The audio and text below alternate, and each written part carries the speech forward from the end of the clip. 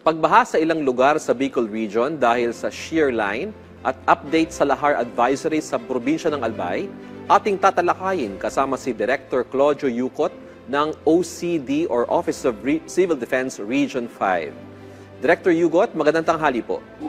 Yes, magandang tanghali at magandang tanghali sa lahat. Hello.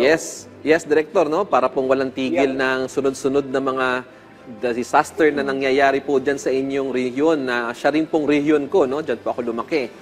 Ano po ang mga probinsya o lugar na dyan sa Bicol Region na apektado po ng baha dahil sa shear line? At kamusta naman po ang panahon ngayon dyan sa mga oras na ito? Opo, magandang tanghali ulit. Sa ngayon po, mainit na dito sa Bicol.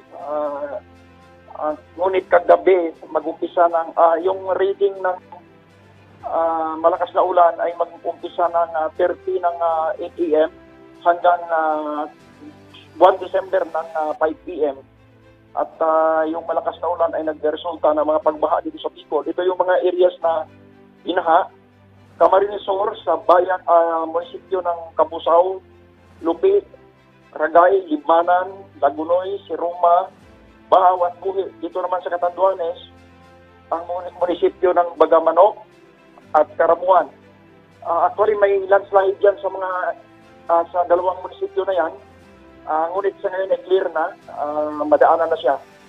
Dito naman sa Sorsogon City, ang mga barangays ng Gimaluto, Bukal-Bukalan, Kapoy at Balungo.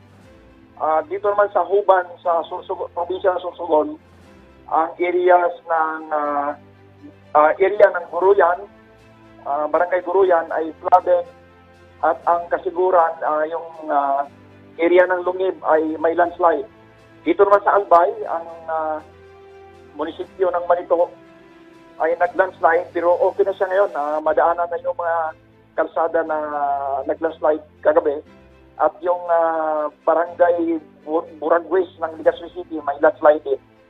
Dito naman sa Masbate, yung munisipyo ng Mubo, meron siyang 20 barangays na flooded. Okay. Dahil dyan, kagabi, dahil sa flooding, mayroong nag-evacuate na mga residente. Sa Camarines Sur, 62 families. Sa Sorsogon, 61 families. Sa Masbate, 57 families. At sa Catanduanes ay 46 families.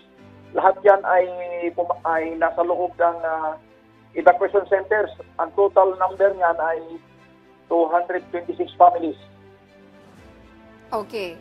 At hello? Yes, sir. Kumusta po itong mga na-evacuate dahil po dito sa mga pagbahang ito, yung sinabi niyo, 226 families po, all in all? Yes, ma'am.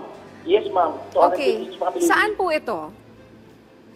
Dito po yan, yan ma'am ay ulitin ko, sa Camarines Sur, 62 families, sa Sorsogon, 61 families, sa Masbate, 57 families, at sa Catanduanes ay 46 families.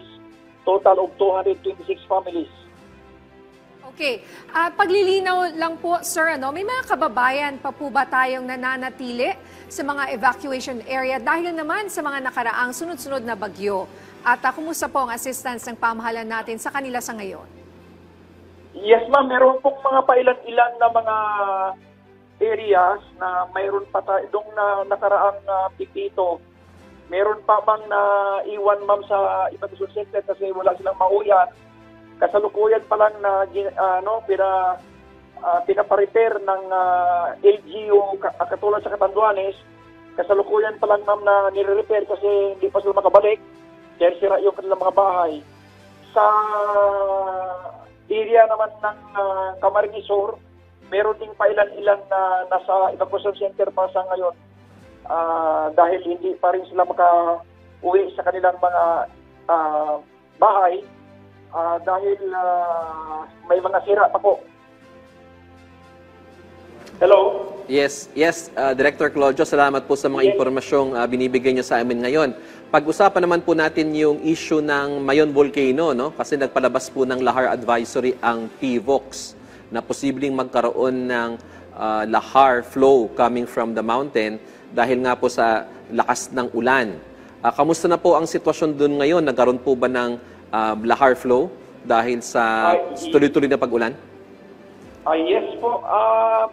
Binabantayan po namin yung mayon dahil marami pong nakadeposit na lahar, particularly dito sa may south at saka southwest portion ng Mayon Volcano. Ang sabi po namin mga experts dito, ang lahar ay magmumove pag ang ulan ay umaabot na ng 60 millimeters per hour. Ulitin ko po, 60 millimeters per hour. Kung ang ulan ay abot na dyan, ang lahar ay iaanod na ng ulan at raragasa dito sa kabayanan dito sa baba, particularly along Yawa River dito sa may Legazpi City. Meron po tayong mga ang LGU po natin ng Albay ay meron po silang mga rain gauges. Ang atin pong Pag-asa ay meron din po, minomonitor po natin. At pag umabot pa po ang ulan ng 40 millimeters per hour pa lamang, ay ini-evacuate na po natin yung mga residente. Hindi na natin pinaabot ng 60 millimeters per hour kasi mahirap na yon at magmumove ng lahar noon. So, pagdating pala ng 40, ay ini-evacuate natin yung mga tao. Kagabi, dito sa Albay, ang ulan na-accumulate or na-monitor natin ay hindi umabot ng 200 millimeters in 24 hours. So, ibig sabihin, hindi niya kaya pang dadalhin yung lahar pababa. Okay. So, ang ibig niyo pong sabihin, Director, hindi pa umaabot yung volume ng tubig or ulan doon sa level na kailangan magpa-evacuate na kayo ng mga ating kababayan na nasa paligid ng Mayon Volcano. Tama po ba? Opo, tama po yun. Ayun. Yun po kasing standard natin ay that is 24-hour basis. Pag sinabi po na sa Legazpi City ay mayroong 143.6 millimeters, ibig sabihin yan, ang reckoning time niyan ng pag-measure ay 24 hours. Yung pong binabantayan natin para sa around Mayon Volcano is 60 millimeters per hour. Kaya pag umabot na ng 40 millimeter per hour, hindi na kami naghihintay na aabot pa sa ng 60. Ini-evacuate na natin yung ating mga kababayan sa yung threatened ng lahar dito sa palibot ng Mayon Volcano. Okay. Sana po, Director, hindi lumala ang sitwasyon ng ating mga kababayan. Maraming salamat po sa inyong oras, Director Claudio Yucot ng Office of Civil Defense, Region 5.